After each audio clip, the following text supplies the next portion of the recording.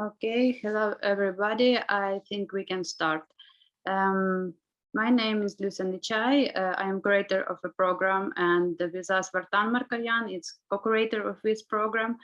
And today we start the first meeting in the series of online events, Artist is Absent Talks. In our global program, we will run for 2 months, and we will share our result with you and invite you to discuss various aspects of digital art and practice during of the program. Our program is a second time, and it was born in 2020 as a result of global pandemic. Through online and virtual reality, we are overcoming new boundaries what have emerged between us. And Artist is Absent. This is an international program of virtual residency for digital artists, created in cooperation with residency Voitovich Art Residency, Ukraine, Schafhof, Germany, and NVAIR, Slovakia. And it was initiated by NGO Congress of Cultural Activists.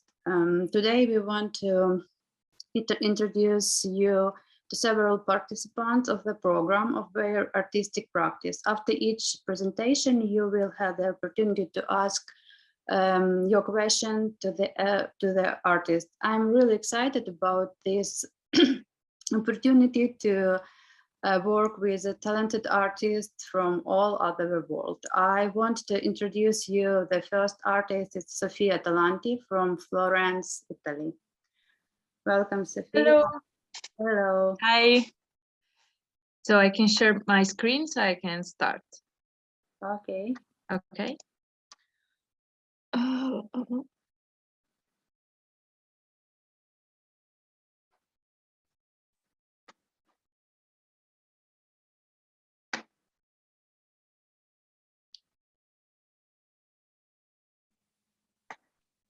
Can you see? Yes. Yes. So my name is Sofia Talanti. I'm an artist and a designer from Florence, Italy. I was born and raised here, and I started my path in the academic art field in 2018 when I graduated at the Academy of Fine Arts in Carrara, where I had the opportunity to study the sculpture. And in the same year, I went to the Netherlands to do an internship with a sculpture artist, Rob Worman.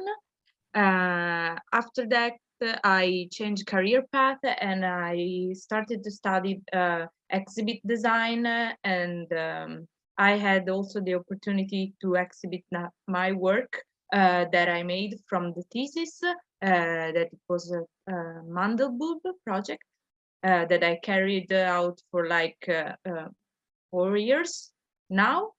And so I worked for 2 years in the field of graphic design and also product design and exhibit design for multimedia installation. And in 2000 and the last year, I had this like 4 months residency in the center of Florence that I'm going to talk about in the presentation. And in October of this year, I'm going to study at the Master Interface Culture in Linz in Austria. My research is based with 3D printing, digital render, and video. I think that 3D printing for me, it was like the game changing from sculpture to digital practice. So I always have this like doubled view of things in when I try to make my work, and I always want to put like a window inside the world, because all of my works are based from now. It's like for me to open a window that others can see. And every time like I open with this window with like a digital render on video, and then I want to make like a real part of that world inside our world. So it's like a 3D printing object almost every time. And so I like to see like the algorithmic programs and process to open new worlds. So I started this path with fractal geometry and studied of fractals for my thesis in the Academy of Fine Arts in Carrara. And then I'm going more through to use digital tools for sculpture, so that I can make things that in the real world it would be very expensive for me, that I'm a very a young artist.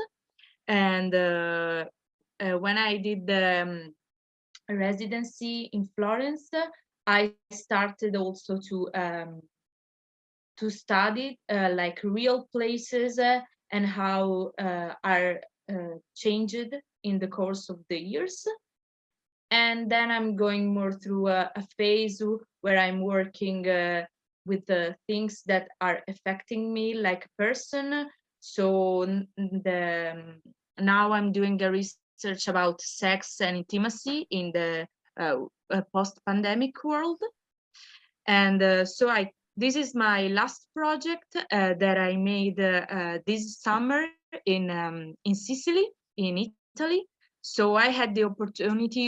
It was like a 2 weeks residency where we had the opportunity to every artist had like a church that could make an installation inside. So because this is a real tiny place in the province of Catania, that is called Militello in Val di Catania, and they have like 40 churches. So we had like a church for every artist. And I made like this portal inside the church. It was like a thought of how to change the perspective to like arrive to God, but about the digital world. So a portal to enter a mix of reality and fantasy, that it was like about my work and my work between human and digital, and how we can make a new world together through the rules of fractal geometry. And so this is the images of the installation, and I made this video that was like splitting the church in half. And then I made this render with Blender and Mandelbult 3D. That is the program that I use for making fractal objects and fractal videos. And I printed this like a big rendered worlds with like stone nodes.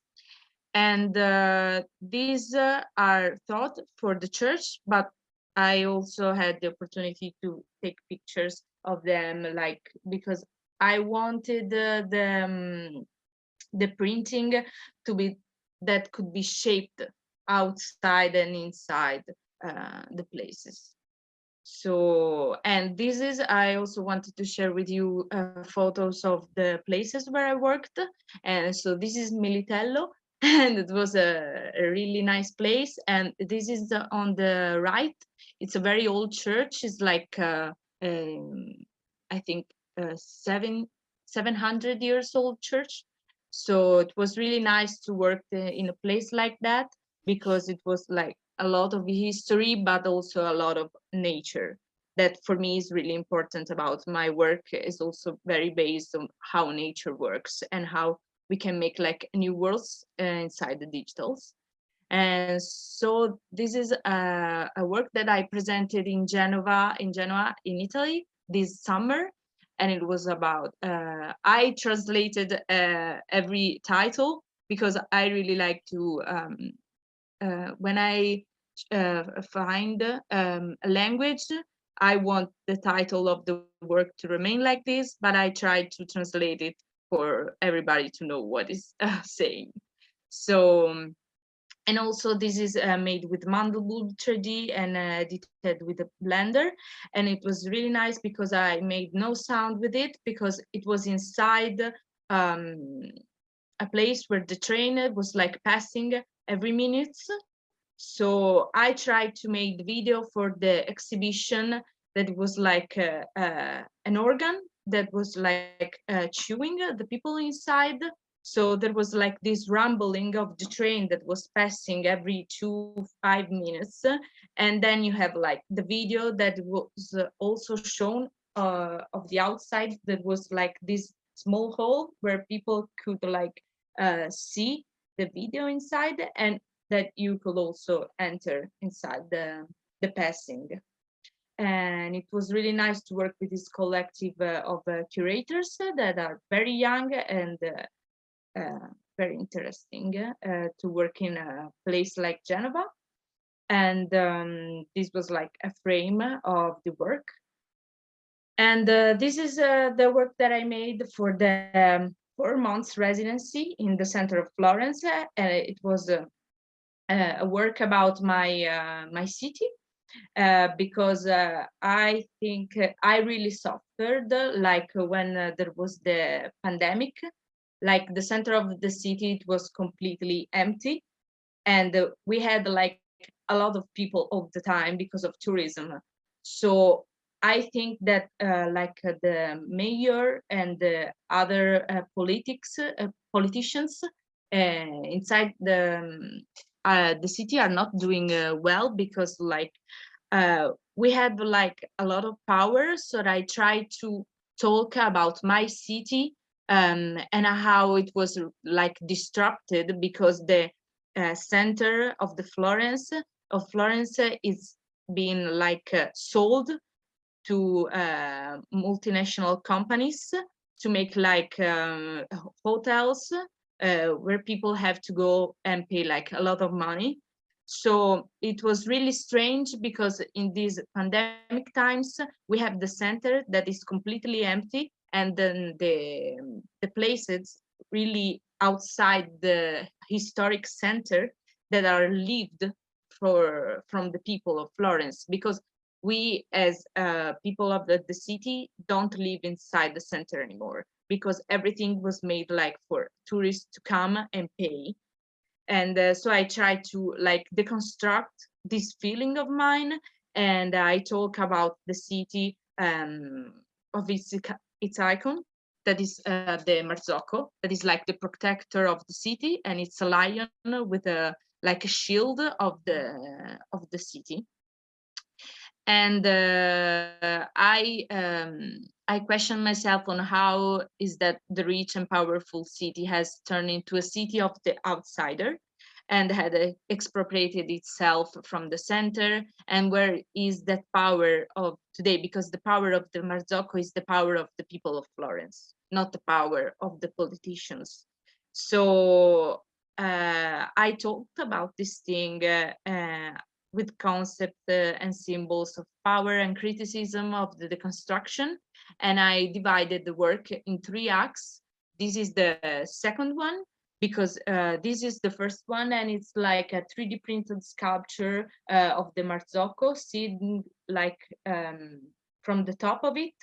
And it's like a metaphor of the city, and how it's like broken, but not deconstructed. And in the second one is like exploding from inside out, because this is what happened. And the third act is where every little broken pieces became like a souvenir that the best offer can take home, and it doesn't have the same power of before. And this is a little bit of my work in progress. I used like Blender to deconstruct the sculpture, and then I 3D printed every piece, and I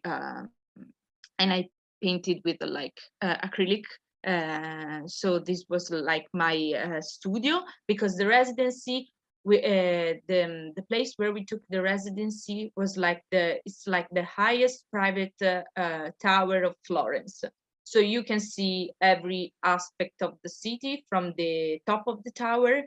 And we worked, we were like 7 artists, and every artist had a studio, because this place is a hotel, but it was closed because of COVID. So everybody has his studio to work in.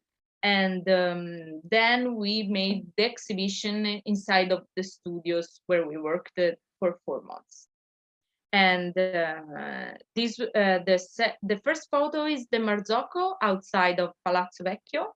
And this is the fake one because the original one is in the Museum of Bargello in Florence. And so this is the sculpture where I started all my work for this residency. The second photo is the view from the top of the second and the third photo is the view from the top of the tower where we worked, and then another photo of in front of Palazzo Vecchio. So this was like my most inspiration for this project, and this is my first super important digital art project about Mandelbulb and the study of fractal geometry that can be fully explored through technology. And so I studied like the fractality of nature reported through this program that is called Mandelbulb. And I started for my thesis that it was about fractal geometry and golden ratio. And so I started in 2018, and this is a project that I carried out also now, but it depends because it's like a really long process because fractals never has like an ending because like it's math and it's impossible to finish. So I always find new ways to interact with this program. And I started making like digital render like this one, and also these, and also other stuff, but I can show you everything because it's like a lot of work. And then I made these sculptures that are 3D printed because this can also be explored through 3D objects. So I made this also for my thesis, and this is the program. So you can like make different changes and aspects, and you can try to export the 3D object. So for me, it was like a really big game changing for my digital art and what I was searching in it. And that is all for me. I hope that it was interesting for you, and I want to leave you with this phrase of Aristotle that is I also written in my thesis because it was about Mandelbulb, and is that art imitates natures, and the laws of art come from in nature or otherwise from something not inferior to it. If you have any question, I'm here to answer, and I hope it was good for you for my presentation. Thank you, Sofia. Thank you. Anybody have some question?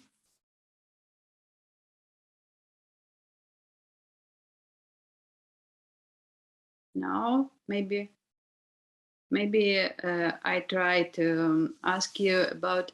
I understand what you was in some residency program and work with some institution. I feel what in Italy appears some interest to the digital art after start pandemic. Yes, because I think in Italy it's not very like well seen.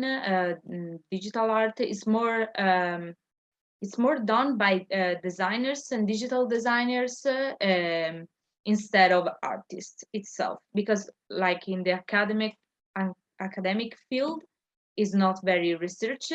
There are not a lot of courses about digital art, just a few. And my opportunity in the residency weren't with the institution, but with like other artists and young curators that try to make like a different thing from something, because like the residency in Florence, the people that were like choosing, I don't know how to say it, the people that had the hotel the hotel was closed because of COVID. So the son of the guy with other artists, they tried to make something from it. Like the place is empty for like 1 and 2 years. So we're asking artists to come and work with us and try to build a community and stuff like that. Also in Sicily.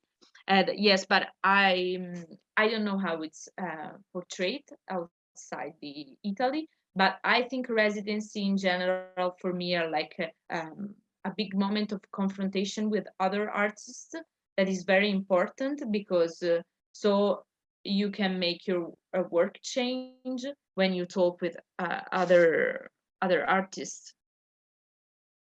Okay, thank you. And Oksana tied the question, Sofia, how did you find your interest in digital art?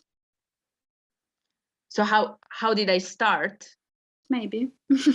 Okay, so basically, in sculpture we had to study the 3D modeling, because Carrara, the Academy of Fine Arts in Carrara, is the first one in Italy.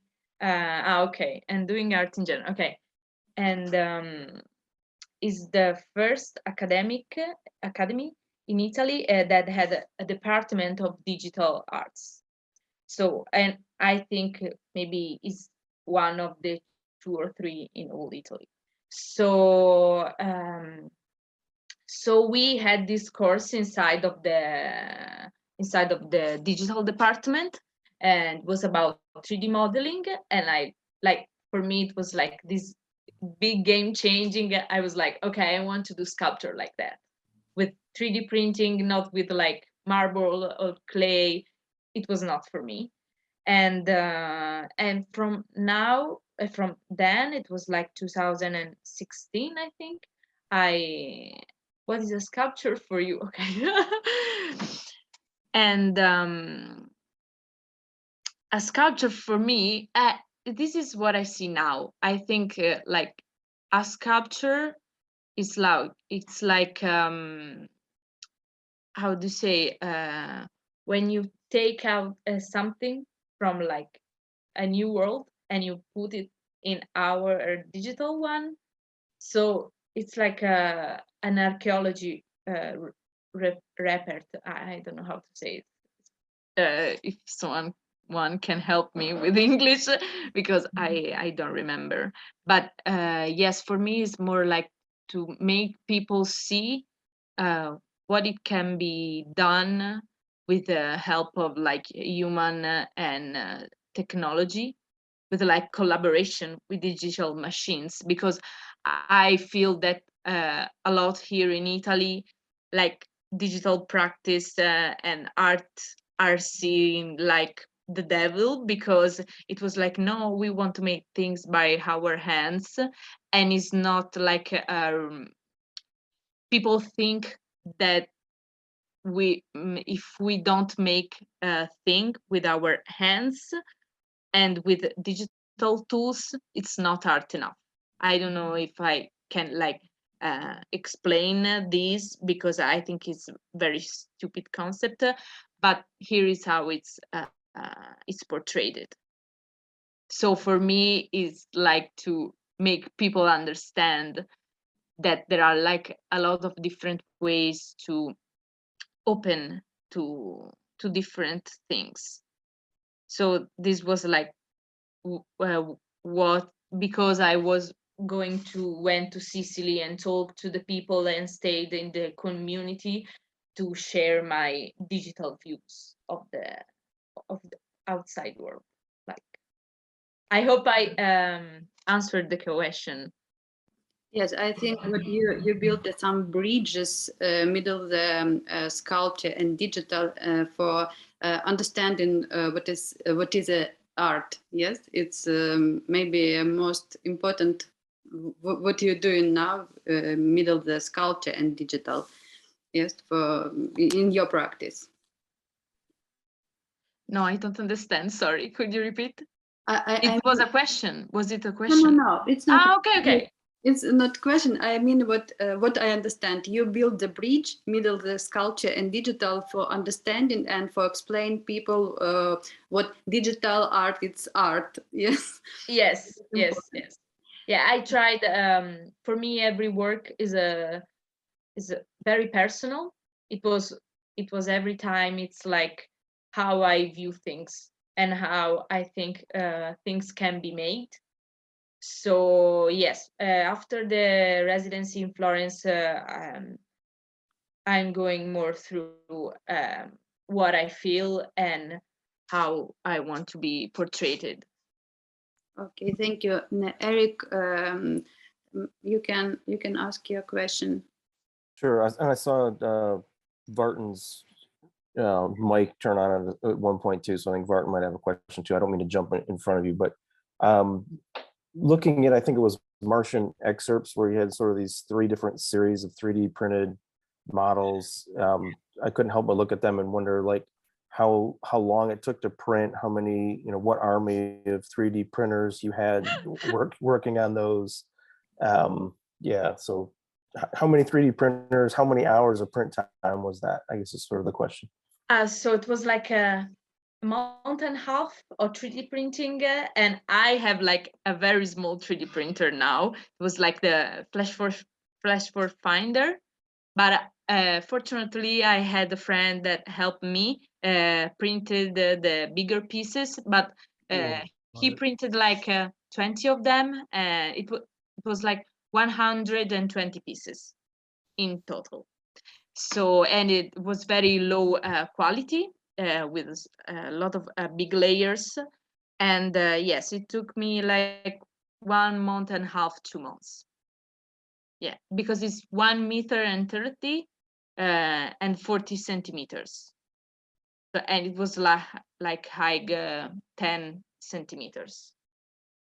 Yes, took a long time. Yeah, thank you. Thank you.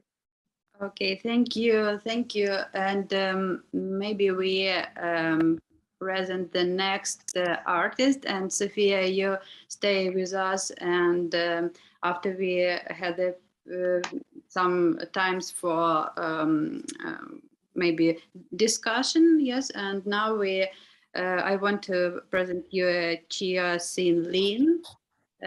Welcome, Chia. Hi. So I actually didn't present like a PowerPoint. I was pointed out by my student last year that they don't like PowerPoint, so I cancel it anyway. But I see like Sofia is doing a pretty beautiful PowerPoint, and maybe I can learn from that too. Okay, so I like to start with like a short description of like my background, and which includes like what I study and what brings me to where I'm right now. So basically, I studied in TV and broadcasting when I was an undergrad, but because it is a major under journalism, we do not spend a lot of time playing with like the lights, the settings, and the Steadicams. My team and I, we have produced like short commercials, narrative, and documentaries before, and in most cases, I inclined to work as an editor. And that is the time I realized that compared to pre-production or during the production, I like to work in post-production. And at the same time, like with great coincidence, there is a Google Science and Art Fair at Shanghai, and I attended when I was first introduced to VR painting, which is now known as tilt brush. Like at that time they called VR painting, but now they change them into tilt brush. And so we can actually put on the headset ourselves and experience it firsthand. And I was pretty amazed by how it opens up the third dimension in painting, which I don't know a lot about painting, but it looks pretty cool for me at that time. And since then, I have focused my interest on technology and new digital within art production. So to further my studies, I came here to the United States to study new media in cinema. And after I finished my first semester, which I spent a lot of time learning my regrets, like Steadicams and like lighting settings, and here comes the pandemic, and I was forced to stay indoors. And that is the time where I start to think, okay, is there any way where I can just do it all by myself? And like, I don't need to care about like the weather today. I don't need to care about whether I can go outdoors or not, so that I can go for like scouting outside. And that is a time, that is a period where I spend most of my time learning VR and AR and animation. So that is like a twist in my life. So I thought like, because most of my work are based on new media, I guess like I could just simply talk about how new media means to me. So like for me, new media is a potential to create this human co-experience, is to like coexist in an online space. When I try to create something, I want my work to turn into an experience for the viewer. And I want it to be like a cultural memory. It might be like mind changing or not, because I'm not like, I didn't like design my work to be like a mind changer or something. I just want people to experience it, to have fun. And because for me, the word new itself in new media is a very mutable word. Like something we consider new right now might be an old media in the future. So for me, new can be understanding two ways. In one way, it could be understood as a latest technology being used. And the other way, for me, for people like me who don't know a lot about programming or designing like new technology stuff, it's about expressing ideas within the inherent technology. And for me, new media is a way for me to express, to self-explore, and to tell people what I think right now in this piece. So instead of doing a presentation, I cut like a really rough reel so that you can have the visuals to see what I've done in the past. It includes some of my past works. And let me open up the video first, and then I will do a share screen.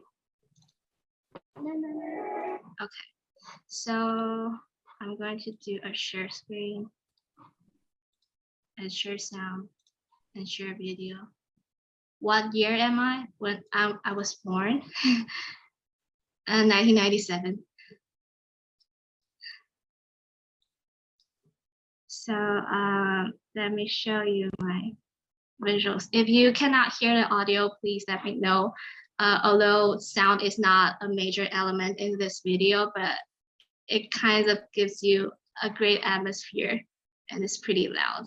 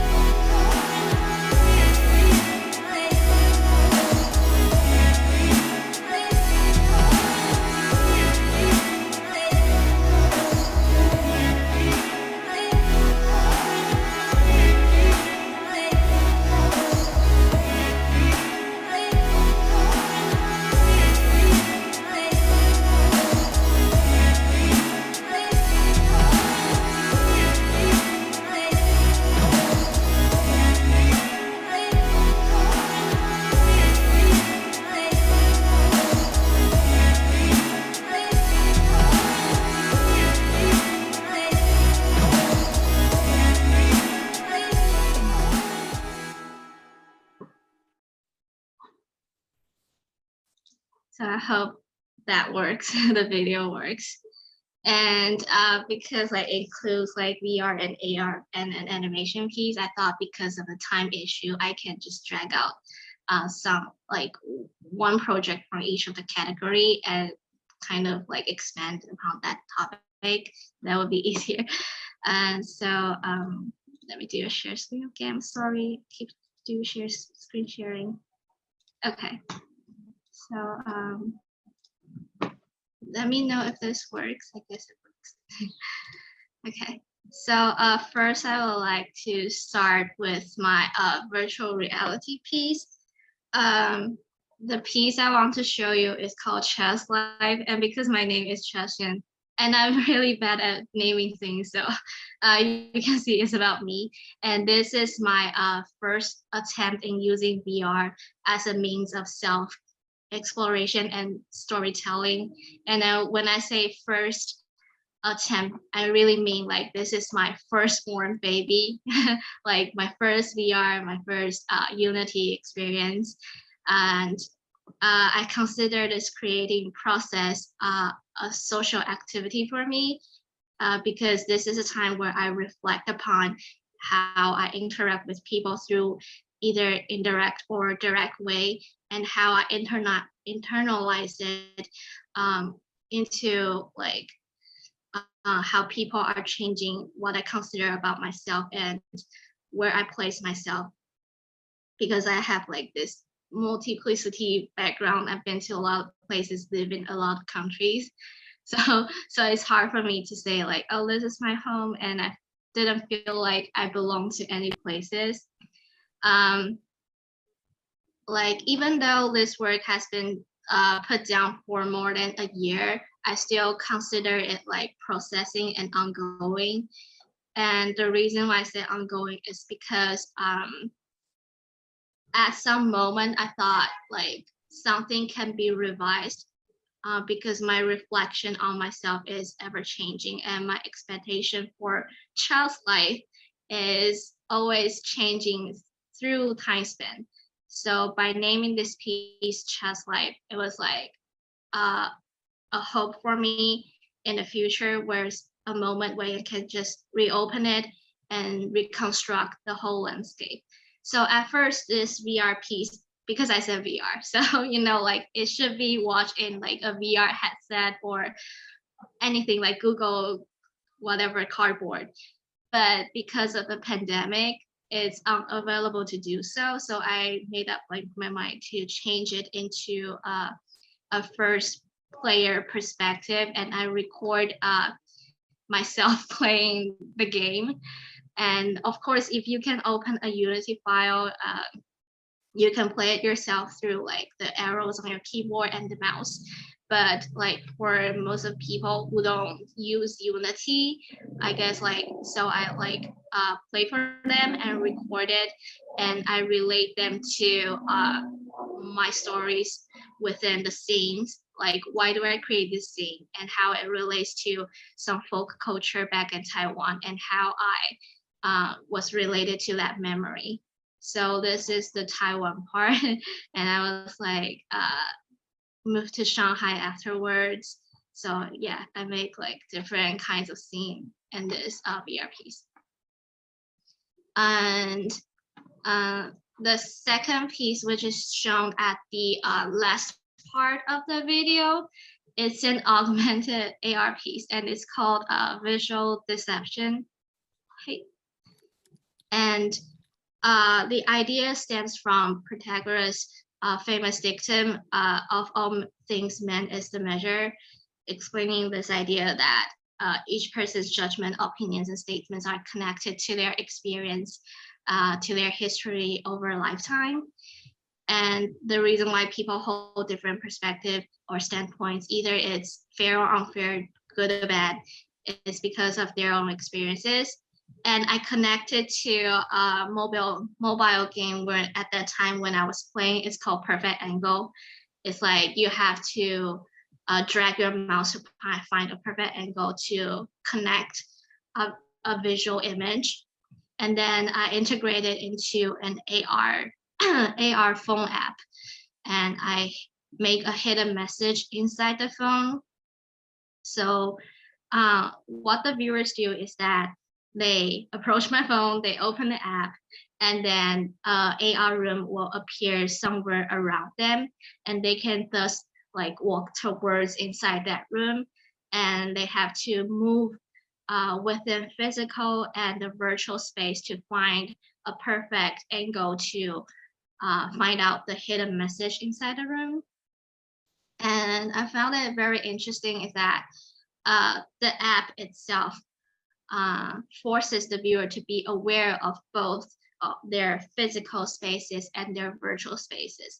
Like, for example, if there is an obstacle in front of you and you need to walk around it, but you realize that inside your phone, in the virtual space, to walk around it means like you might smash into a wall, then you are not able to walk around the obstacle, right? You have to find another way to come across it, and that is why you see at the end of the video, the viewer is like struggling through every kind of body posture to find the perfect angle within the space she's staying at. And I was also told by like a dancer friend, she told me like it's like the viewer is holding their phones and they're dancing with their phones. And I find it very beautiful and poetic. So this is for the AR piece. I hope it's not boring. And for the last part, the animation part, I would like to show you. I haven't put it in my portfolio yet. It's actually shown in the first few seconds in the video. And that is the latest project I done last year with a dancer based in Virginia. So I can, I feel pretty awkward while facing a lot of faces when I'm talking. So I can pull up the video and then maybe just do another screen share. I'm sorry. Let me do it. Pretty fast. Okay, great. So this is, I haven't put it in my portfolio website yet, but this is the animation and modeling I done last year. It's called Latina and it's a dance piece, and I do like an opening and transition for her. So she also faced the issue that many graduate students are facing during the pandemic, which is the impossible mission of turning in a digital form of her artwork, because she's a performing artist. So she has like little understandings of how the visual language work. So she kind of connect us, the film department, and then we collaborate with her, and she shows like how she wants to do with her aesthetics, and we create a storyboard together. And these are some of the, I don't know if it looks like pretty dark on your screen, but like last night, it looks pretty well here. I was editing last night. So I do like the texturing. So I don't know if you can see it, but it's like a fluffy texture here, and also like the strings texture here. And I also do like the yarn dancing and the Latina name, and that goes into the first scene of her dance piece. So yes, that is all for my work, and I hope I finish it in 15 minutes or what. Thank you. Thank you. Maybe somebody want to Sofia, okay. Can you? Hi, Sofia. So I have a few questions. The first video that you showed us, it was like a mix of a lot of your works. Yes. Okay. And what kind of programs do you use, like for the Latina work? What did you use? Oh, for the Latina, because it's animation, I use Blender for you know, like rigging and modeling stuff, and I also use, no, I think I only use Blender for that time, because I was not a student anymore, and Blender is the only free option I get. but like the part where a doctor is dancing, that part, that is done in light wave and cinema 4D. Okay, thank you. We can learn Blender together. So Yeah, I use it, but I have difficulty sometimes. yeah, I think that Blender, oh, can I say this? I think Blender has something to do with their user interface. I think they didn't design it as well as Cinema 4D. So Yeah, it's a little bit hard to use. yeah, because it's a lot of things that you can do. So yeah, not very simple. Yes. Any other questions? Anybody else? Because I have a question, but I let you at first. Okay, Chia, I read your bio and understand what you very international ladies. You live in different countries and in different contexts. And if we had a global program, I think what we must think about maybe some global challenges of humanity around the world. Maybe you can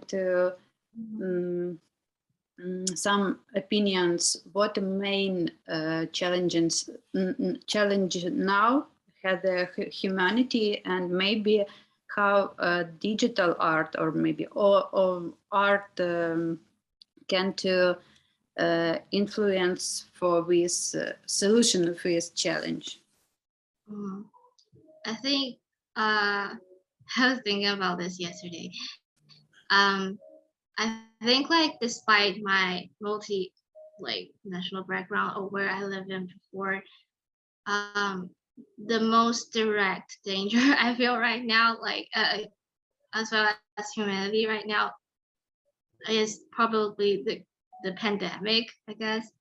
And when I say like coronavirus, when I say pandemic, it can actually relate to a lot of layers within our society, right? But from what I experienced firsthand and the people alongside me, I do a lot of pieces upon this topic, which I didn't mention earlier.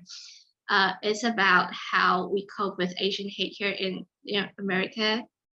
It's like during that time, we feel like there's numerous cases about life-threatening crimes, and we feel like there's danger even for us to go outdoors at daytime. And at that time, it's not about quarantine. It's about like life-endangering things. We go out and we might get attacked. So we are really depressed at that time. And we realize when we are looking at news every day, there's more and more cases going on. So instead of like being, depressed and doing nothing, we in the end decided to create an AR piece reflecting this issue, showing how generations, because we are international students, so we create something that students at our age are really regretting, and the dangers we are hoping to avoid inside this video. And we created it into an Instagram story form, and we also add AR into it. Either it be an AR filter or an AR I created in Adobe Aero. And in the end, it's about publishing the video, and that all the other people, like maybe they are not Asian students, maybe they're not even Asian at all, but this kind of attack happened every day. And we just want to tell them that you are not being alone in these cases, and if you need help or anything, you should always reach out. And it's not about like putting it into a museum or anything. It's about what I said before. It's about human co-experience. It's about letting them know that we are, like, even though you feel endangered, you feel unsafe, we are still in this community together. that kind of stuff. And I think not only does it just limited to new media art, I think all kinds of art form can do the same power as I have done before. And it's just like new media, digital art is the easiest way, the most connected way for me to convey my ideas, you know, like through this medium. So sometimes I don't consider it as a tool. I actually like name my computer. I give my computers and iPad names, right? They die sometimes, so I consider it as a medium, as a friend. Okay. And I also communicate with my mediums. Thank you.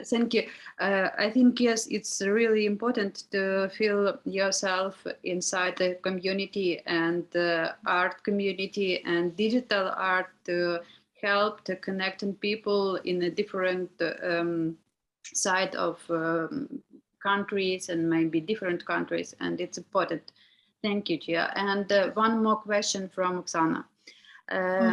What role does storytelling play in your work? Yeah, I really include storytelling a lot because my background is a film student, and I always feel like because like if I want to present my work in front of the audience, I don't expect them to read a long page about what the story is about. Of course, some people do that too, but for me, it's like I want them to, as long as they put on the VR goggle, they know what this is about. They can connect it. Maybe they interpret it in a different way I want them to, but as long as they are thinking about something, got inspired about something, they are like, this is what I hope my work can do. I hope that explains, that answers the question though. Yes. So I always need a story within inside my work. Like for animation, of course, you need a storyline, but it's because my background, I always draw storyboard before doing something. Okay, thank you. Thank you, Chia. I think maybe in the end of this the meeting, you have some question to another artist, and we thank you. And the next artist and participant of this program, it's a Manana Kobakhidze. She is from Georgia but live in Germany, and I want to introduce. Oh. Hello. You hear me? Hear me? Yes, yes. Third contact. Hi. Nice to meet you, everybody. Not in person, but in person. This is my face to the sound beforehand earlier this week. So yeah, then I will start. I didn't prepare the PDF or any other presentation because I will just show everything is online and I will just show the videos and walk you through because the PDF never works. It doesn't give you the whole spectrum, I guess. So just bear with me.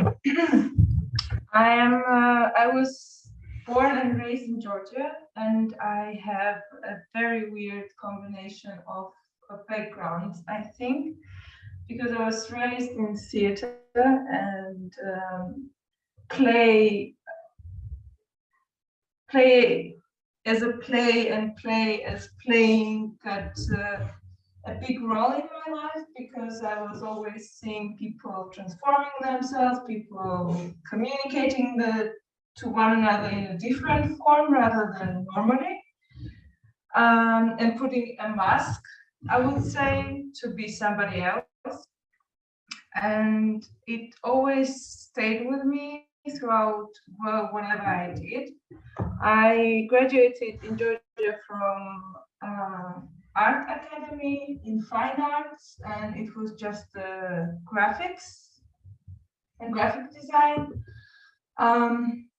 But it was never enough. So it was a part that I thought, okay, this is the media, but this is not enough, and I have to communicate with a lot of people. So how I don't like it, but I also like to play with the people, and I have this background and I like games. What should I do? How can I communicate with people by not communicating with people? So basically, I was preparing for COVID mentally long ago before it started. And then I passed exams to the University of Arts in Bremen, and it has a really nice program, digital media. And that's what I got. Okay, now I have the tools and I have really nice professors to back me up in my crazy thoughts and maybe help me out a bit. Even though they like more analog computing, I would say, this is, I guess, a bit different, like in Florence, because Germany is very far ahead with digital media, I would say.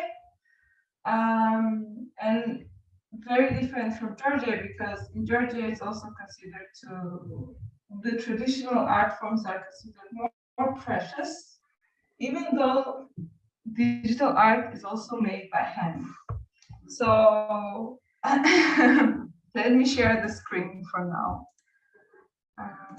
Let me go here. Okay, so I will just minimize you here. I think you all see my screen. And I will just walk you through my Instagram, because Instagram for me is not just self-sharing platform, but a platform where I can play games with other people with my art and show them what I'm doing at the same time. So I accumulated it, not quite as people would have done it, maybe, I don't know. For me, every piece is a puzzle piece, and for every person, each and every square is a different artwork. So every time they look at my art piece, they can make a new art piece, shift the space, shift the squares, and have something absolutely different.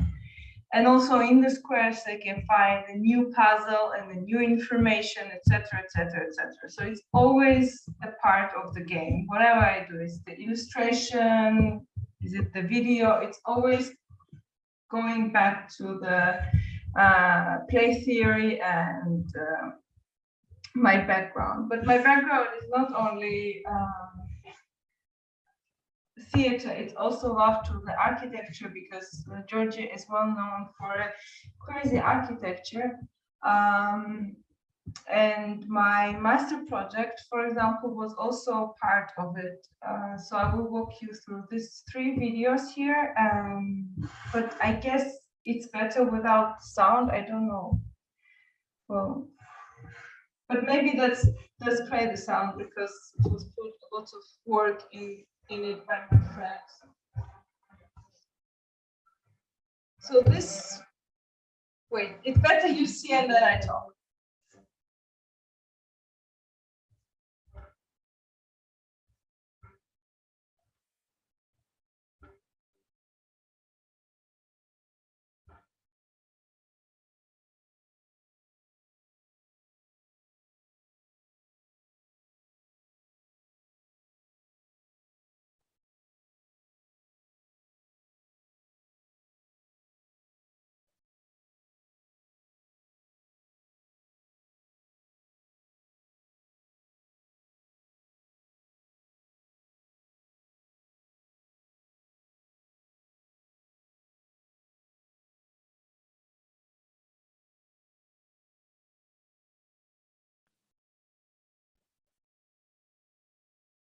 I see what the video stop. You don't hear the sound? Without sound, I not hear sound and video not move. Okay, so that's bad. Maybe I didn't get the sound sharing, but it's okay. Anyways, so this was my master project, and it's a game. It's my master got, unfortunately or fortunately, I don't know, on the right in the middle of the pandemic. It's I think 2001, summer 2001, and I thought, okay, how can I connect to people at the same time? I can't go out really. I can't see anybody. How can I show what is in my mind? And is in my mind is a game about architecture and common space and the people that I can connect to one another. And this is the beauty of the post-Soviet Georgian architecture, which is always in my mind. It's how people connected pieces outside their living space. So living space wasn't enough. This architecture was basically built in the 60s, 70s, when they wanted to populate suburbs of every post-Soviet country, for that matter. And then afterwards, the people started to get uncomfortable in the small square spaces that they have been given. And then they started thinking, okay, I have to get a bigger room. I want a toilet, I want a kitchen, I want to get outside of my living space. And then they started to build kamikaze lodges. And well, both of this word, I think, clearly say what they are, but I can also show you an example of it.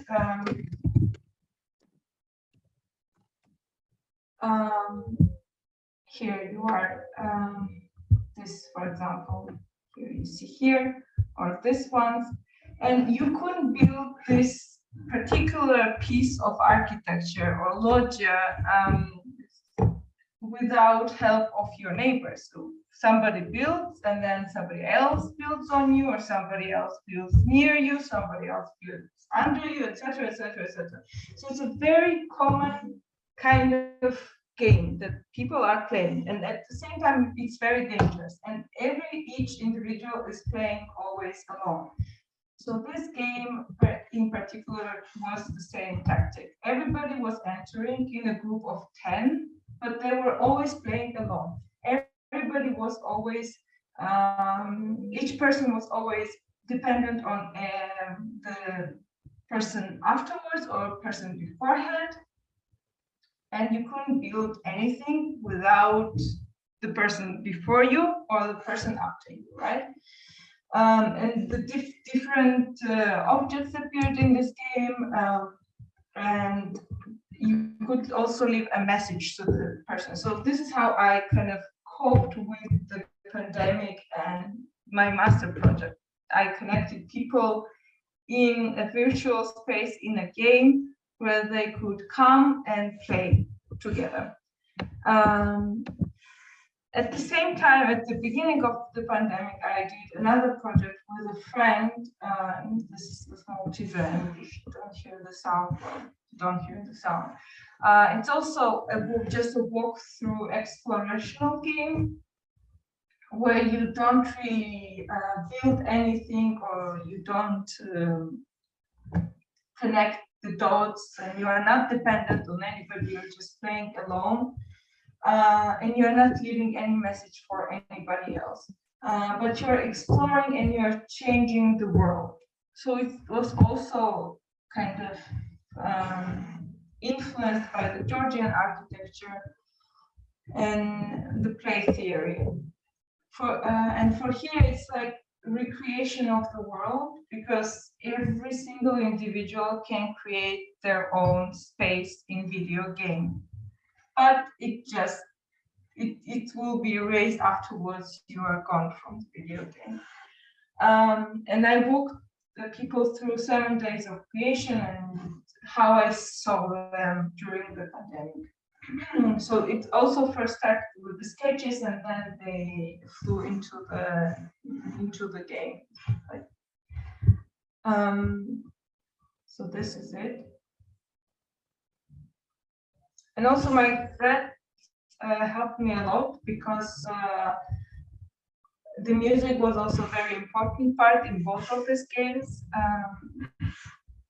and how my friend saw it and how we connected all together in a video game. And as for my master thesis, I was it's a bit different. It's not connected to architecture. It's just connected to the internet, because we're living in the age of internet and we're just here, and you can't do anything about it, right? And the screen becomes your, I don't know, living space, and in this living space you always have this kind of predominant myth about internet. What do you think about internet? What do you think is happening in the internet?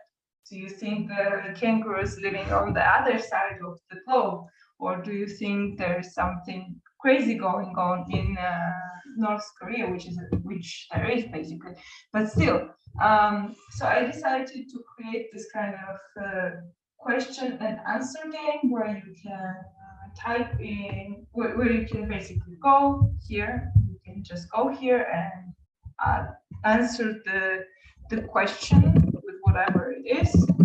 I will just submit this. This is my answer for now. And then you have myth.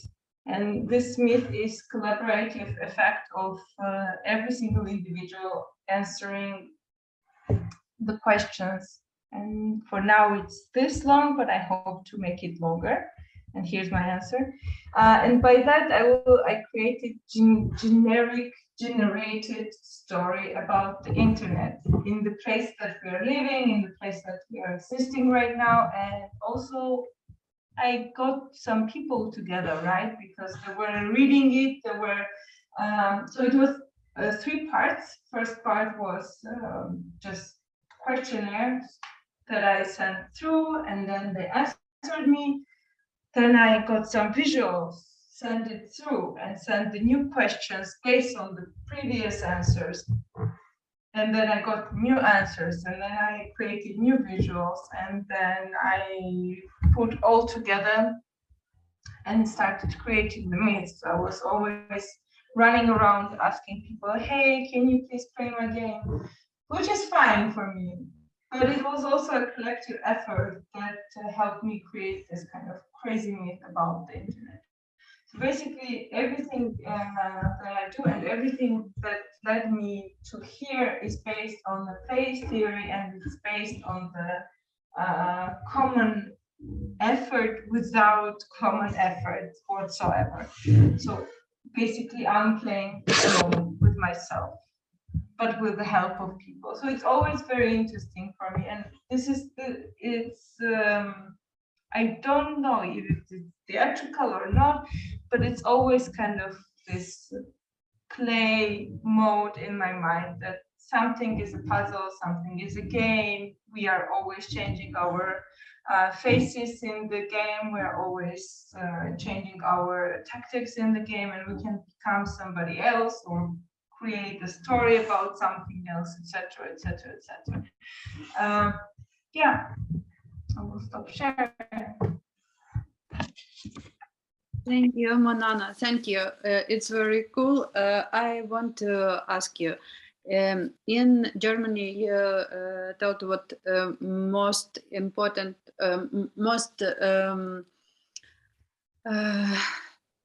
patent, maybe people think about digital art, and maybe you understand how after you studied you can realize yourself in maybe some galleries or maybe some institution who work in Bremen, and maybe invite student now to present your works. Yeah, we actually did some exhibitions also in Georgia, because in Georgia is also this platform, the digital platform of in between conditions, and they also make always projects and exhibitions about it. And then this project was published in a different, because some of the projects are in the pandemic period, they were published in the pandemic virtual space, so it wasn't the real space for now. And then I actually haven't reached out and thought, okay, maybe I can promote it or think about it, but it's possible because, for example, some of my friends have been exhibited afterwards, but they mostly exhibit analog computing projects, which I'm not the fan of, and which means I have to communicate with people in a way which I don't like. So I'm fine with being on the other side of the screen and just sending the games out and seeing how it's evolving. It's kind of this game of the Velvet Strike, I would say. It's one of these artsy games that have that is always in my mind, because it's just there. It's in an archive of the internet, and you can always reach it, and it has a huge impact on people, and it's absolutely marvelous. And you don't really have to do the stuff in the gallery. I don't know if I've answered your question, but I'm not really a fan of the physical galleries, and I'm not gonna reach out to them. Okay, I have a question from Oksana. Nana, are your games available anywhere to play? Yes, they are available, but you have to download them. I mean, I have to send them out, otherwise it's not out there, except of the internet project, which is in the internet and will reside in the internet forever. Sofia asked you to share a link to Telegram. And what games are you playing by yourself? What do you mean by what games am I playing by myself? Like Minecraft, which games are you? Maybe prefer you play the game or enjoy it? No, not really. I don't like, as I said, I don't like playing games with people. I like to play by myself. So I'm not in the board games, minus that, but I'm into the logic of the game. So how can it bring people together? And for example, Noguchi, the architect, the Noguchi, he had created a playground a long time ago for people to come together and play together. And it was at the same time something that was bringing you knowledge and bringing you joy. So I'm trying to live by that principle, and also try to play the games that give me knowledge, rather than just hanging out with people on the board game, playing Scrabbles. Not the fan. Sorry, I want to ask. I play really by myself. I do. I do. By myself. And I want to ask at first, a game that you show, as I understand, that user have limits of steps. Is it like a conceptual way of that game, or maybe what do you mean in that way? Yes, it was a limitation for the steps, because then it was overloading. I was asking my friends, like, hey, is like 20 steps enough for you before the next player comes? And they're like, let me try. No, not enough. Is there like 50 enough, or maybe 100? So I went to, I don't remember, is it 50 or 100 steps, and they didn't really use all of them, because there is also the possibility of sometimes clicking and the objects appear and they don't see them. Even though you show people, hey, here is the object that appears, they were like, I needed more vivid explanation of where it appears or how it appears. Is there, I don't know, somewhere the lamp that is going off? And I'm like, no, you don't do that. I didn't want that. I didn't want that because I wanted them to be more intuitive. And this is sometimes a more free play. So this is also the concept of free play. Try to create rules by yourself with the steps, even if you have 100 steps. And then I was like, oh no, but I'm limiting people to 100 steps, and I'm not showing them where the objects are appearing, even though I am, even though they see. And then this is the whole thing that is going on in my head when I'm creating the game. And when I started doing that, it was really hard because I was like, oh shit, people actually need rules. You can't just give them something and say, okay, go create something. But when you look at the children, they are more willingly doing this because we had one of the theory class, and there was a guy who actually had done something similar with the kids. Similar to one of my projects with the architecture. And he said, okay, kids are more willing to do something. You give them pieces and they will create something from it. But the grown-ups are more eager to ask you about the rules and how to do it. But children won't. So I'm trying to reinforce that in grown-ups. Okay, Manana, Florian had one question for you. Yes, I think it's easier just to ask the questions than typing and removing words. You said that you don't like making physical games, you know, and I just wondered, are there any artists like from the 60s, 70s that were in the Aktionskunst, like action art movement involved? Are there any ideas that you are interested in or that you found interesting?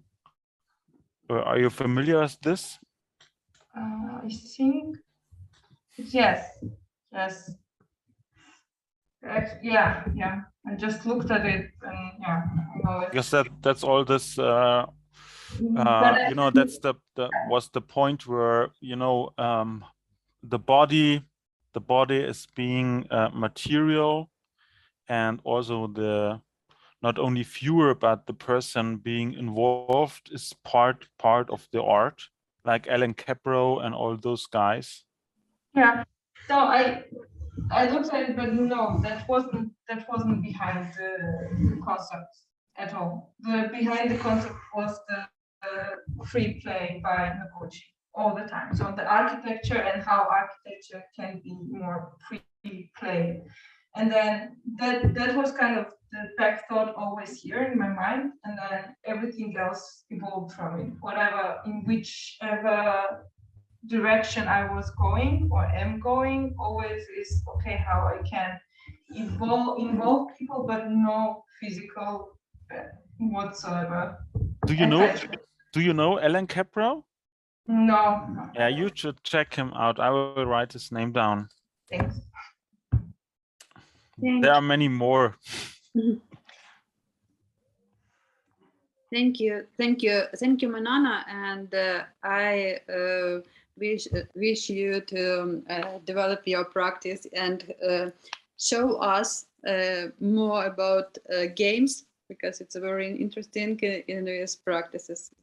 Thank you. And next artist, Renata Pinterova, artist from Slovakia. Hi. Welcome. I did not hear you. Oh, okay. Oh, you are hearing me now? Yes. Okay, super. So hello everybody. Before I'm going to share my screen, I just a bit introduce myself and read some small text about my some theoretical interest in recent years. So I finished master at the Academy of Fine Arts and Design in Bratislava in the studio of image, sound, text, and context. And before I was studying master at the Brno University of Technology in the studio of video. I did a lot of exchanges but at the universities, but mostly in Eastern Europe. So I was in Budapest, intermedia department for exchange. And once I was in France.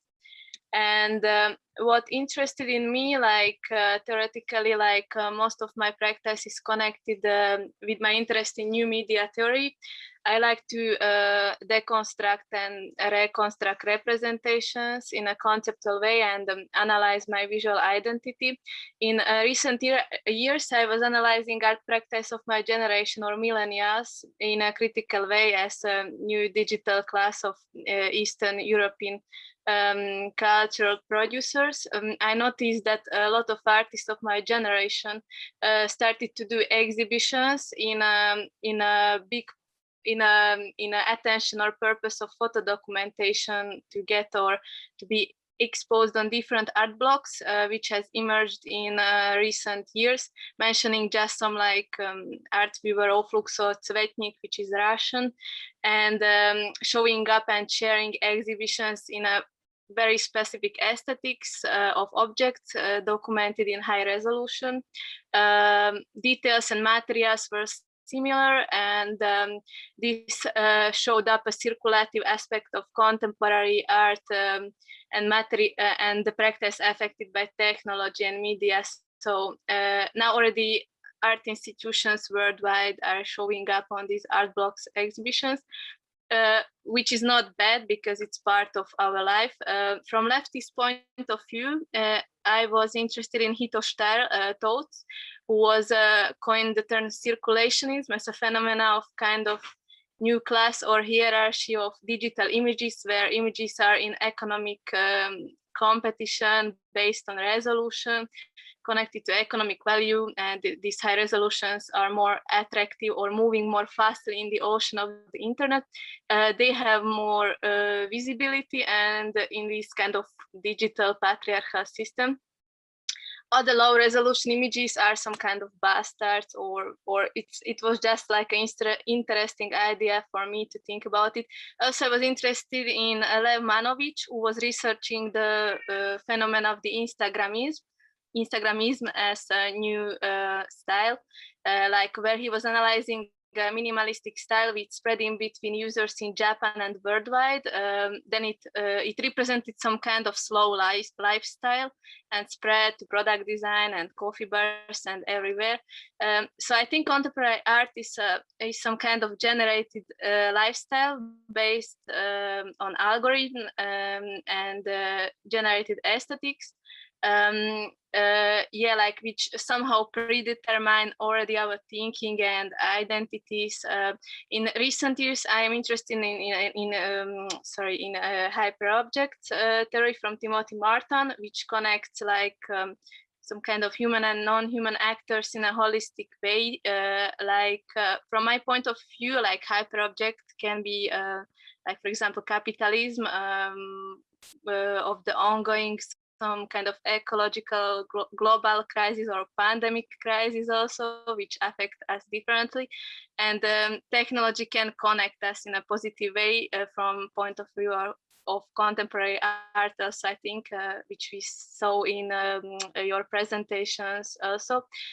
So I would explain my practice in a few words as some kind of hypertextual ontological chaos, which is some kind of paradox of nonlinear hypertextuality based on some kind of logic of the algorithm code, but I work a lot of intuitively, browsing different knowledge, like in between virtual and analog space. I'm often working with founded text on the internet or in books, which represent the words of my interest I'm searching or which are connected to my project.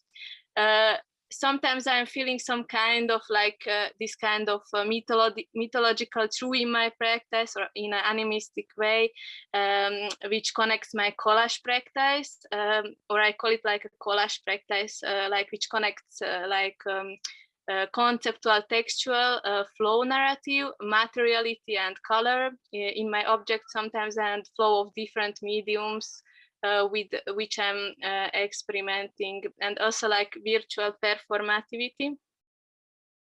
Like this kind of collage practice represent textual poems sometimes, like or free constellations of text with different theoretical concepts, and my contemplations coming from images I've seen or text I read. Creating some kind of free poetry sometimes, and also expression of myself in a holistic surveillance. yeah, like for me, digital media serves as some kind of preservation of my thinking, or like a time capsule in this kind of digital realm. So like I am going to show my share my screen.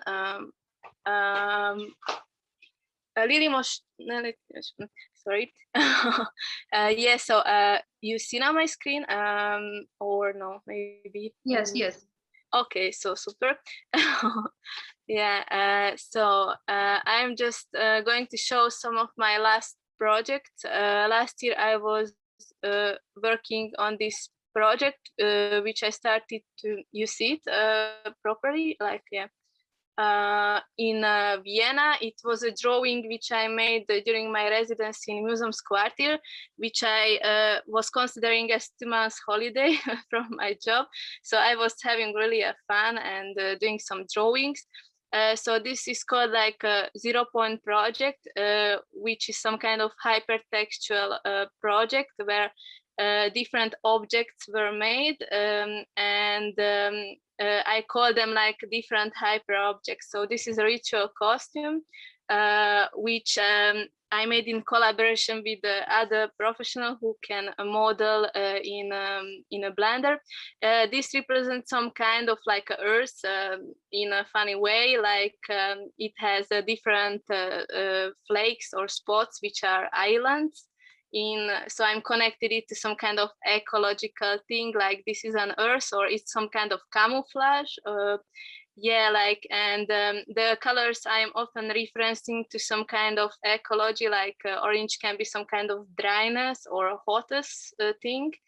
And this costume, I wanted to remake it also in some more interactive way, but I had no more time for it. So for future I'm thinking to make it maybe more interactive, or to do a game from it, or I don't know, whatever, like, but I'm new in this field now, so I'm just having some ideas. It has more parts. It has 2 masks or 3 masks, I think, yeah. This is a first, this ape mask, and this is a second mask, which is like some kind of smiley face, which is made from an anti-stress ball material. I really like to work with the concepts and materials. It was for me like a big game and a bit of like getting out of my stress. I was just enjoying to draw funny monster and then make it in 3D and think about really hyper realistic materials, and this feeling from materiality and colors. This is some kind of hybrid ritual mask, which is also part. You can check it then on the internet. It's a hybridized from plastic and wood. I was interested in theories of the Anthropocene, and also, but from a feminist point of view, so more coming to this Donna Haraway line, and this kind of non-linear or meridian thinking. So yeah, it's a kind of like a flowing fantasy. Yeah, like also this textual part is just now really a video. It was just a very visual idea to make some kind of textual message, which is very straight, and in materials it reflects some kind of hyper object, like there are some balloons which reflect in themselves a nature but text. And also I'm thinking in the future to make it maybe in exhibition more interactive, or in a game, or work with artificial intelligence would be interesting to connect it. Yeah, this was another attribute which was part of it. It was coming out from my imagination that there will be this attribute of the glass with a fire. Maybe I can make it as a real object in a gallery, or no, I don't know. It was really like my imagination. This glass is reflecting also nature in itself. Part of this project were drawings, which I will show you in another project. and from these drawings were made my designs for these ritual objects, which are part of this monster costume.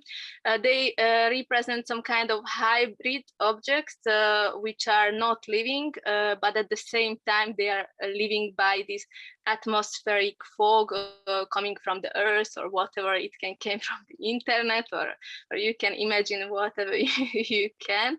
Yeah, like, and I like to play with the forms, and it can do reference to some kind of product or whatever you want, like just to have a good feeling from making it. So yeah, this was another part, or is another part of this project, which I wanted to also remake for some interactive game, but this was also some kind of hypertextual collage, where I was working with some kind of apocalyptic space. The space, this abandoned swimming pool, I found the image on the internet. It's coming from some abandoned swimming pool from Chernobyl, and yeah, like I like the image. It's a bit like from movies of Tarkovsky. So I really like this feeling of this kind of space, like a swimming pool, which is a tank with the water, and people can rest here in this kind of weird environment, which is somehow a bit like this kind of post-consumerist apocalyptic space. Yeah, like it's for just contemplation or some kind of metaphysical contemplation around the society and how we are going to maybe die. So like yeah, like so nothing especially. So this was one project last year, which I want to continue. Of course, I want to print an object, a mask maybe on 3D printer, or on a CNC to cut out the objects in wood and make an installation in it from it in gallery, or yeah, or whatever. So it has a lot of possibilities. I was even thinking to produce a monster costume in real. I don't know, like yeah. So I had more ideas which were not yet realize this ongoing project. During the pandemic, I was mostly working in my job. I finished academy 3 years ago, and also I was trying to participate in some residencies, but as I was mostly in my hometown in Slovakia, which is on the south of Slovakia, I could here participate during pandemic in a residency, which is here. So during that residency, I was mostly in lockdown, locked in a residency house. So, and everywhere were tiles around me. So I was just wanted to experiment with some kind of tiled objects. And I like to produce sometimes like some textual narratives. So in this tile project, I was working with this kind of minimalistic cubic form, which for me represented some kind of institutional style connected to my identity in my home city. I was having this kind of feeling from healthcare center, if I can say it in the right way, where we had a lot of tiles when I'm visiting a doctor or a psychiatrist or a hospital or some kind of school where we have it at the sanitary place, or what is it, where you are washing your hands.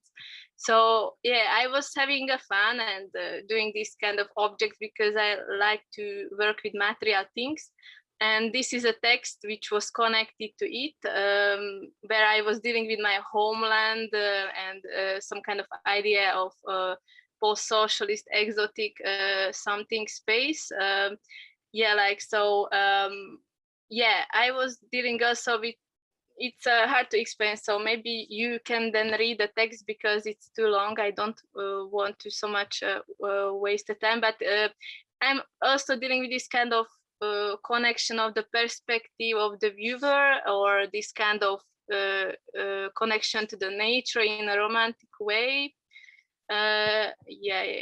So this was the exhibition at the residency house. Yeah, so this was one project. This was also part of the exhibition last year. If I will have time, I will show you. Another project was during the pandemic. It was it was not last year summer, but before in 2020. It's called Edenhouted version. It was a collaboration with Martin Toldi, my classmate from Intermedia. And he invited me to take part in an exhibition where he wanted to exhibit a wall from a straw, where a participant could shoot a bow. So it was some kind of game also, and I was participating in this collaboration that I suggested him to put an orange color in an exhibition room, so we can work with this kind of feeling of hotness or something which is dry or warm. And also I was finding different text on the internet about orange color, which was connected to some kind of marketing aspect, like how orange is affecting our mood or feelings. And it was a very freestyle collage, which was printed on a glass. And during the performance, we were sitting on this straw of cubic straw. Then Martin started to read the text about this orange color, and I started to put this kind of bow sticks into this straw object, which was also resembling to a bit ontologically to some kind of virus or object virus from this straw. But it's just an imagination. I like to combine also sometimes sport thing or sport ideas which are connected to some kind of effectivity in a capitalist system, or having a rest, or doing sport, or leisure time. So I was wearing this kind of sporty stuff which I just bought in a nearby shop. So and then a participant also he made one kind of shoot in this straw of wall, and I under my head, and then the participant could also public participate in this game. It was some kind of funny time there. Another project is or it's ongoing, just you can check it around. I never exhibited these drawings yet. It's just some freestyle. It's ongoing from 2019. These are some very I call them instinctive drawings. Some of them I made in Slovakia, some at my residence in Vienna, and I started them to do in Ukraine. I am to deal with this kind of shamanistic aspect, which I'm sometimes finding in my intuitive feeling or this kind of instinctive thing. These drawings, from these I made these objects, wooden objects, in the 0 Point project. So I remade them on this wooden object. These were made in Vienna during my residency. It's some kind of filtering of emotions or emptiness. I like to work with the colors. So these were these. So these were made in Ukraine, during my residence in Travneve, where Ludmila is also curator. But this was also side aspect of my exhibition. They're not exhibited.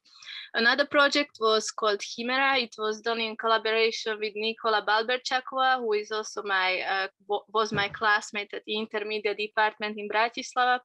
It's in Brno, Czech Republic, and I was working with the Bruno Latour text from Acting Network Theory, where I really in a flat way, I not stole, but I recycled his text. So I put in a collage of different of his text, and you can read this from curators. Radical happiness, liberation that comes with transformational collective joy. However, aware that such a procedure does not only bring positives, they invite us, we invited the public at the exhibition with the words like "come and connect with our collective law and catastrophe." So from this text I collected from Bruno Latour, we made a long glitch text, which was about some chimeric animal or or mythological thing, and it was printed on this long paper. And we put a black plastic. It was a performative thing in this kind of vitrine, and this red light, which is for grooving chickens. And it was a very freestyle. We were out of time. We could not finish in a time the exhibition. So the viewers or the public already came, and they see that some things were falling apart. So they helped us, and there were chairs. So the public was changing in a natural way, but it was more freestyle. Yeah, like another project was my diploma work in Bratislava, where the work was exploring the identity of the exhibition space and its historical memory by remediation through the performative mobility of the body and objects in this space. Its purpose was the creation of visual and meaning parallels across different time strata with help of motion associative and therefore non-linear intermingling of various events that shape the history of the museum space, the spectator, and the form of time and space within Western culture. So I was working with an amateur or not professional performance. She was a woman who was just attending some alternative dance classes and yoga. And the first video I was dealing with some kind of ritual aspect with the object, where she was dealing with the object as some kind of ritual thing. So she was like, you can check a video. She was like, or maybe you see it if I'm playing it in this way. So she was like changing her identity through movement around the object, and also object was changing its identity. So sometimes the object is like she's hunting it, she's hiding behind it, or smelling it. And she was also wearing this kind of sporty dress. Yeah, and this is a memory matrix, which was cut on this form of an art print or museum print, or it looks like a museum print, yeah. And the second video was dealing with the object here in a modernistic way. So I was like modernistic way from yeah, like so white cube space, and also she was like playing with the object, like she was first she was like researching the object as some kind of landscape, or searching the perspective of the landscape, or in a Lacanian way, or it was some kind of imaginary landscape in a nothingness or in a white space, and she was imitating some kind of movements of antique sculptures. And yeah, then what I was interested in a philosophical way was some kind of this kind of ideal perspective, which is from the Renaissance. Paintings not changing, so it was some kind of fixed point, and the image is not moving, but of course we know that from modernistic times everything is in move, according to or in help of the digital image and media arrived. So like this ideal perspective was changing because she was moving around this object. So sometimes she was also a spectator in a gallery, or hiding, or yeah, or like she was researching her power on the object and how it was behaving. The third story of this video was in a green screen space, which was already without an object. So she was playing like by her memory, what she remembered from my movements and from her movements from previous two stories.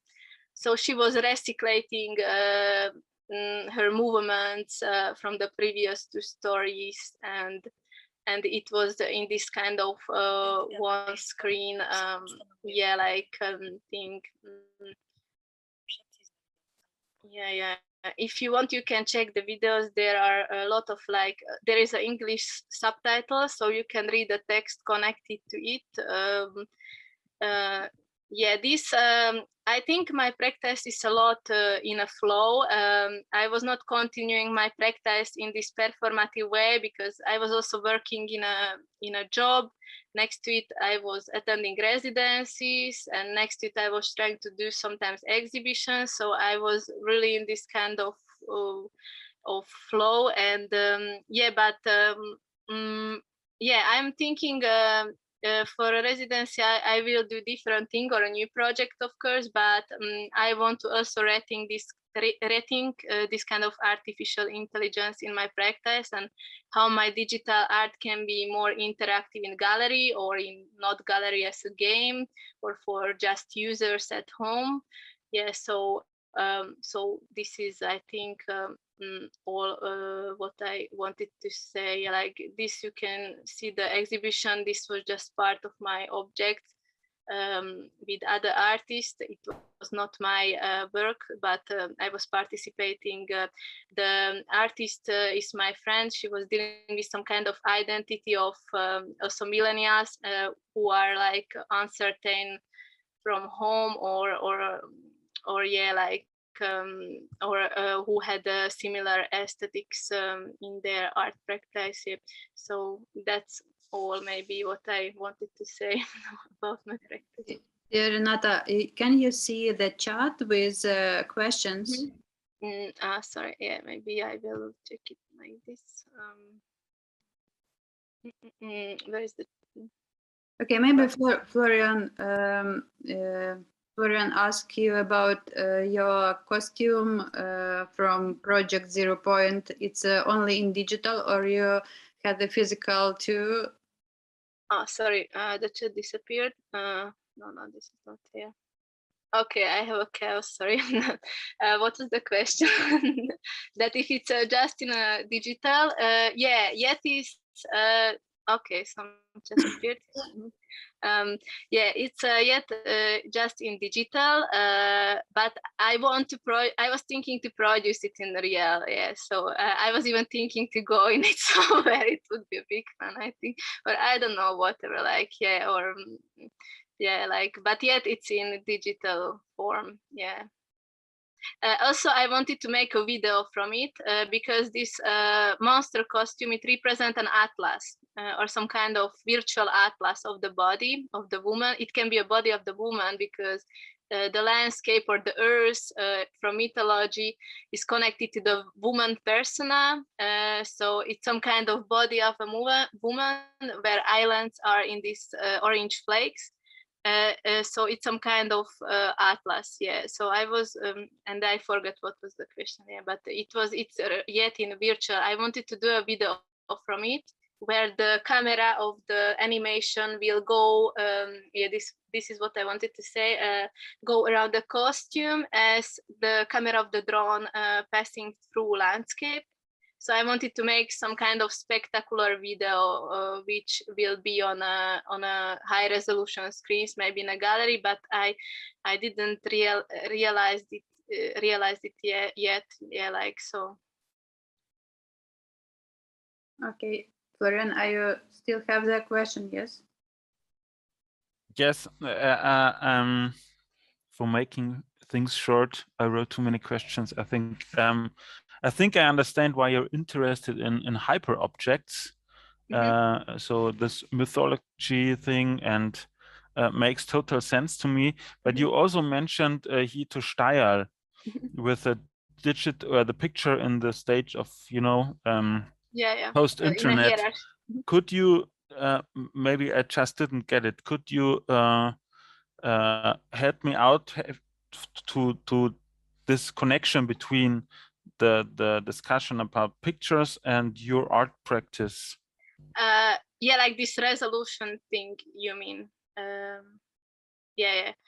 So yeah, it's very interesting because also in my art practice, I am dealing with this kind of spectacularity of image. So I think even in this monster costume or drawn images you see on the internet, there is this kind of high resolution camera, which brings some kind of if I can say or think about it in a more complex way, this kind of it's for me some kind of paradox of this kind of surveillance through high resolution thing. So I was making, it was very intuitive thing, but this costume represents also in this way high resolution something of how to hide, or it's a more philosophical way, it's a camouflage, but so you can hide in it, but I don't know if it's understandable. But in this kind of performative things, I was also dealing with the view of camera, and also it was shot by a professional cameraman. So I was trying to deconstruct it in a philosophical way. So the image was made out of this high resolution thing or professional camera angles, and but in a philosophical way through text and movement, the perspective was deconstructed. But yeah, so for me it's some kind of paradox, but I don't know if I can explain it in a in a right way. So it happens at the same time, this kind of deconstruction and this kind of high resolution thing in this panoptical way, but it's hard if I don't know if it's understandable or not. Like yeah, it's I think I got it somehow. Yes, yes. You mentioned also the topic of perspective in the Renaissance. Do you have like a link for me, because this is interesting? Yeah, this text is coming from Hitostar, and actually I have a book which is called Wretched of the Screen, but a lot of her essays from this book are on eFlux journal. What is the title? eFlux, but I will send it as a link in a group chat. Thank you. And she's dealing with the surveillance or some kind of one eye view perspective of the technology, and how this being in a technologically surveyed panoptical space is like this disturbing or this kind of perspective. So everything is floating, images around, and this kind of ocean of the images and things. So it's I can send it in a chat. Yeah, like it's interesting. Yeah, she's a leftist thinker or a director. She's also doing a video essays and writing theoretical things. And yeah. Thank you.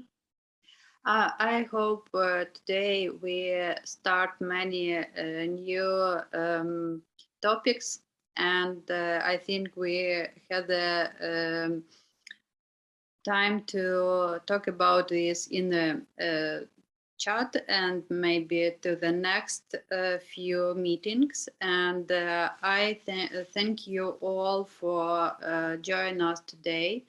And I think what we had a new meeting tomorrow. I hope you join us too. And tomorrow we introduce the next 4 artists. Yes, we